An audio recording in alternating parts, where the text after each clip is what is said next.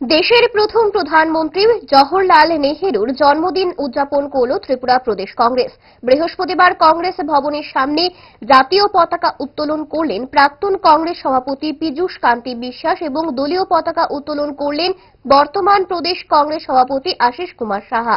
এছাড়াও যুব কংগ্রেস, সেবা দল এবং মহিলা কংগ্রেস পতাকা উত্তোলন করলেন প্রদেশ সভাপতিগণ। তারপর জওহরলাল নেহেরু প্রতিকৃতিতে শ্রদ্ধার্ঘ্য নিবেদন করেন উপস্থিত নেতৃত্বরা। পরে গান্ধীঘাট শহীদ বেদিতে গিয়েও জওহরলাল নেহেরুর শহীদ বেদিতে পুষ্পার্ঘ্য অর্পণ করেন প্রদেশ কংগ্রেস সভাপতি সহ অন্যান্যরা। 14 নভেম্বর জওহরলাল নেহেরুর জন্মদিনটি শিশু দিবস হিসেবেও উদযাপন করা হয়। শিশুদের অধিকার, শিক্ষা এবং কল্যাণ সম্পর্কে সচেতনতা বাড়াতে ভারত জোড়ো শিশু দিবস পালিত হয়।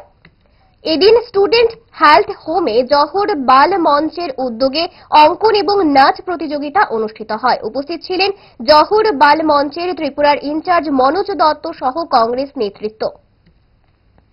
উনার শিশুদেরকে ভালোবাসা, আদর, স্নেহ দিয়ে যেভাবে এই দেশে শিশুদের বেড়ে ওঠার জন্য ওনার যে দিশা ছিল, সেই দিশায় আজও দেশ পরিচালিত হচ্ছে।